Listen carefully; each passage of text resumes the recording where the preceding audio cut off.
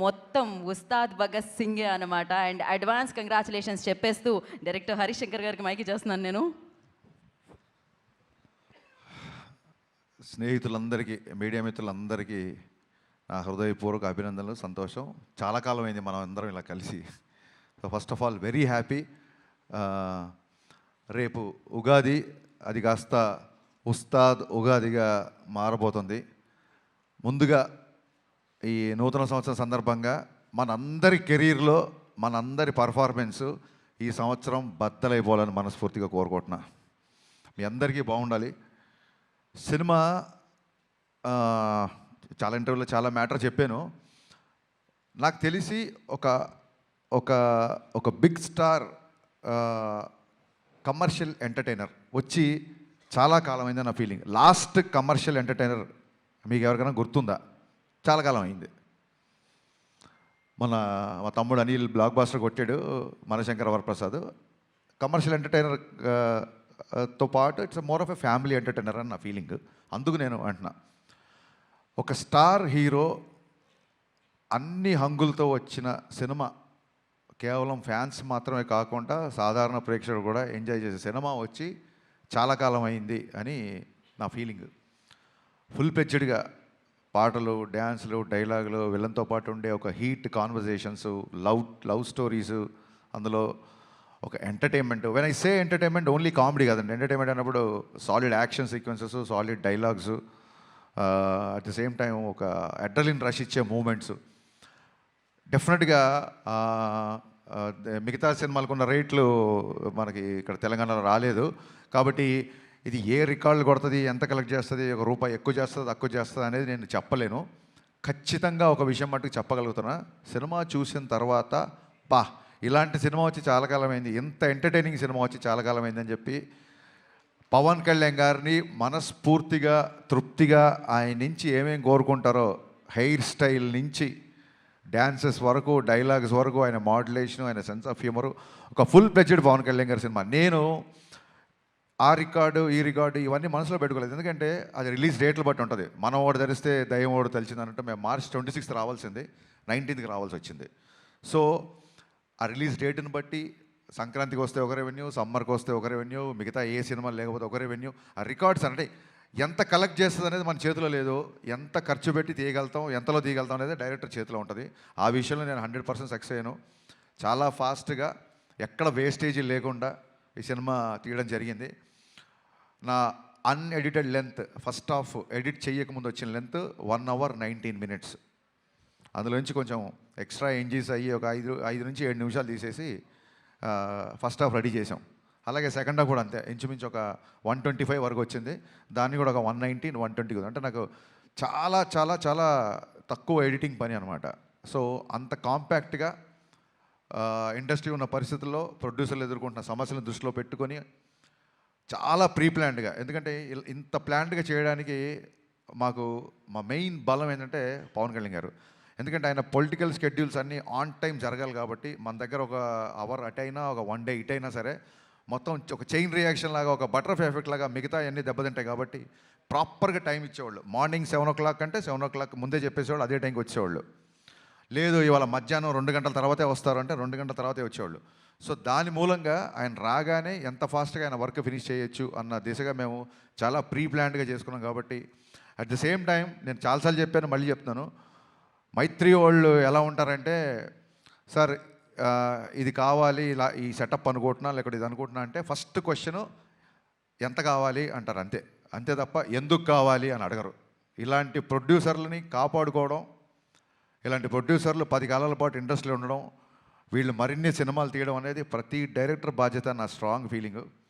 ఇంత జర్నీలో ఒక్కరోజు అంటే నేను కథ మార్చిన, కథ సైడ్ కొంచెం కుస్తీ పడ్డా, ఏం పడ్డా, ఏంటి సార్ మీరు స్క్రిప్ట్ లేట్ చేస్తున్నారండి, త్వరగా మనం షూటింగ్ చేయాలి కదా అని ఏ ఒక్కరోజు ఒక చిన్నపాటి అసహనం కానీ, ఒక చిన్నపాటి అసంతృప్తి కానీ లేకుండా నవీన్ గారు అయితే అసలు ప్యాంపర్ చేస్తుంటారన్నమాట డైరెక్టర్ని. అందుకే వాళ్ళ బ్యానర్లో, అంటే నేనేదో స్పెషల్ అని కాదు, ప్రతి డైరెక్టర్ నేను అలా ప్యాంపర్ చేస్తుంటారు. అందుకే వాళ్ళ బ్యానర్లో అందరు డైరెక్టర్లు సినిమాలు చేస్తున్నారు, ఇంకా చేస్తుంటారన్న నా ఫీలింగ్. సినిమా ఫినిషింగ్ వచ్చేసరికి అప్పటికే చాలా ఖర్చు అయింది. సినిమా దాన్ని ఏమంటారు, డిలే అయింది.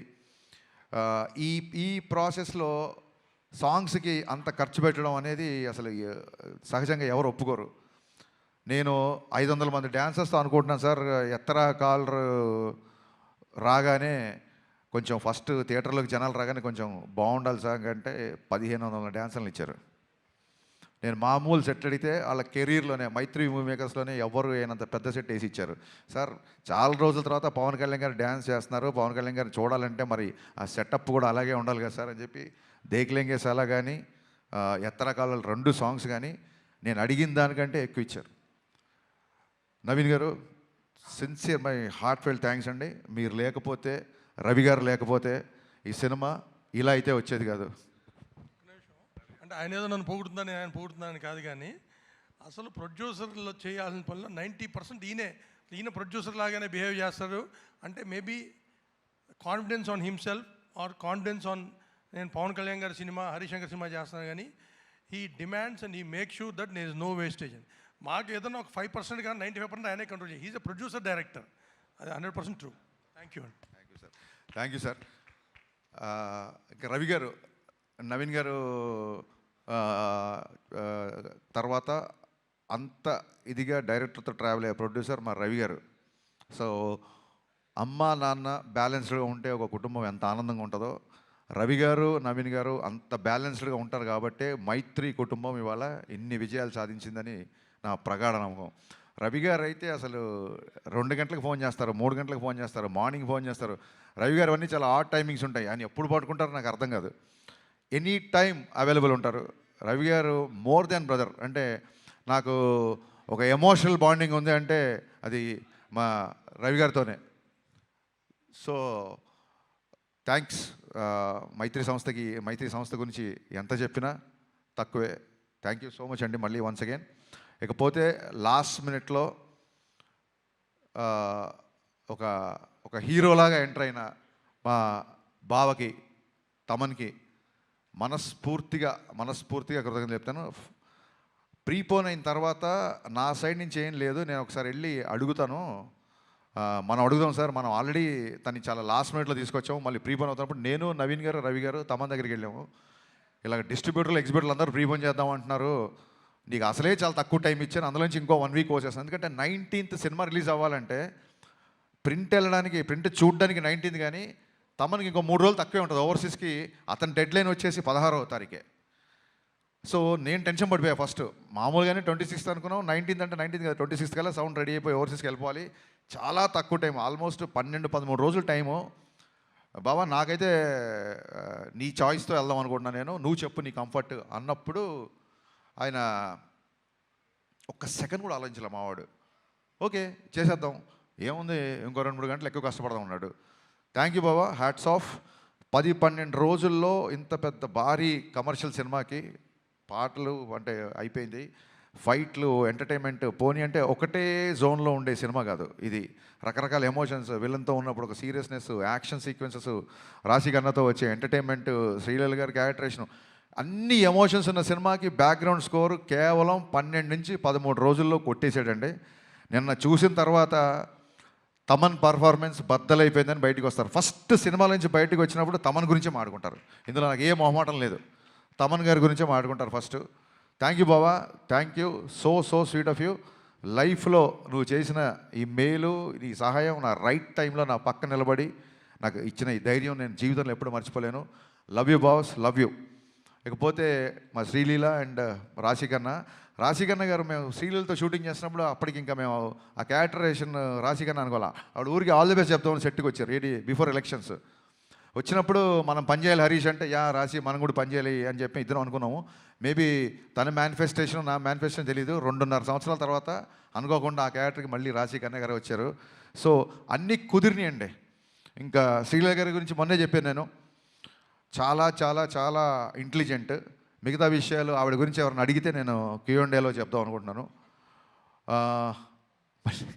ఫ్రీలీ ఈవెంట్ లాగా మళ్ళీ ఎక్కువసేపు క్లాసులు విగుతున్నాను అనుకోకపోతే ఈ సినిమాకి అడిషనల్ ఫోటోగ్రఫీ 2 సాంగ్స్ ఇచ్చిన మా కెమెరామెన్ రవివర్మన్ గారికి, అలాగే సినిమా మొత్తం సినిమాటోగ్రఫీ చేసిన మా కెమెరామెన్ అయినంక బోస్. ఈ సినిమాకి 2 కెమెరామెన్లు, 2 మ్యూజిక్ డైరెక్టర్లు, 2 ప్రొడ్యూసర్లు, ఇద్దరు హీరోయిన్లు. సో ఇదేది ప్లాన్ చేసింది కాదు, అన్నీ అలా కుదిరిపోయినాయి. ఇంకా మీ సహనాన్ని పరీక్షించకుండా నా టెక్నీషియన్స్ కానీ ఇంకెవరైనా కానీ మర్చిపోతే మనస్ఫూర్తిగా క్షమించండి. ఆ, మళ్ళీ చెప్తున్నాను, ఈ కలెక్షన్స్ నెంబర్ గేమ్లో పడి ఒక చిన్న డిస్టర్బ్ అయ్యే ఛాన్స్ ఉంది కాబట్టి నేను చాలా రోజుల నుంచి వీటికి దూరంగా ఉండే ప్రయత్నం చేస్తున్నా మ్యాక్సిమం. ఎవరికైనా ఇప్పుడు 100 రోజులు, 50 రోజులు, 250 రోజులు సిల్వర్ జూబ్లీ ఫంక్షన్ లేవు కాబట్టి సినిమా యొక్క హిట్ అనేది కలెక్షనే పారామీటర్ కాబట్టి ఏ డైరెక్టర్కైనా ఆ కలుపుకోవాలి లేకుంటే తీసుకోవాలని ఉంటుంది. కానీ ట్రయింగ్ చూడండి, మానవ ప్రయత్నం అంటారు కదా. సో నేను చెప్పదలుచుకుంది ఏంటంటే, థియేటర్లకు వచ్చిన ప్రేక్షకుడు, మామూలు సినిమా లవర్, మామూలు సినిమా గోవర్, థియేటర్లకు వచ్చిన వాళ్ళు ఇలాంటి ఎంటర్టైనింగ్ సినిమా, ఇలాంటి ఒక కంప్లీట్ సినిమా చూసి చాలా కాలం అయింది అని చెప్పి 10 మందికి చెప్తారు. ఫ్యాన్స్ అయితే ఖచ్చితంగా మళ్ళీ మళ్ళీ మళ్ళీ చూస్తారు. బేసిక్ ఇంక్లూడింగ్ సినిమా యొక్క నిడివి, సినిమా యొక్క ఫూటేజ్ నుంచి కూడా ఇది రిపీట్ ఆడియన్స్ చూసేలాగే నేను ప్లాన్ చేశాను. సినిమా 2.5 గంటల లోపే ఉంటుంది. ఖచ్చితంగా రిపీట్ ఆడియన్స్ ఉంటారు అని మనస్ఫూర్తిగా నమ్ముతున్నాను. దురంధర్ సినిమా గురించి కూడా చాలామంది అడుగుతున్నారు. మీరు అడగముందే అది క్వశ్చన్ అంతా అడుగుతారేమో. మళ్ళీ మళ్ళీ చెప్తున్నా, చాలామంది 25 ఉన్నారు కాబట్టి. Aditya Dhar is a very very very potential director.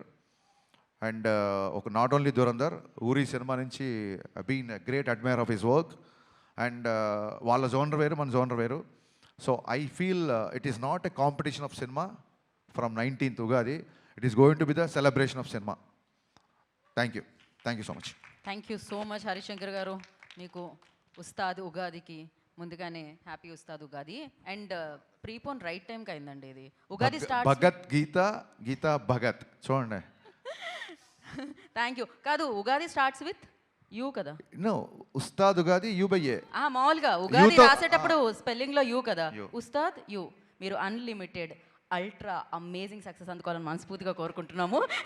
ఇదే ఎక్కడికి వెళ్ళండి అసలు ఎవరు యాంకర్లు అవ్వచ్చు, ఇంకోళ్ళు అవ్వచ్చు, మన రిపోర్టర్లు అవ్వచ్చు, ఎవరి కాళ్ళు పంచులు వేస్తుంటే ఒక డైలాగ్ రైటర్గా నేను ఎంత కాన్షియస్ ఫీల్ అవుతున్నా, నేను ఇంకా ఎంత అప్డేట్ అవ్వాలి అనేది నాకు గుర్తు చేసిన every time. Thank you so much.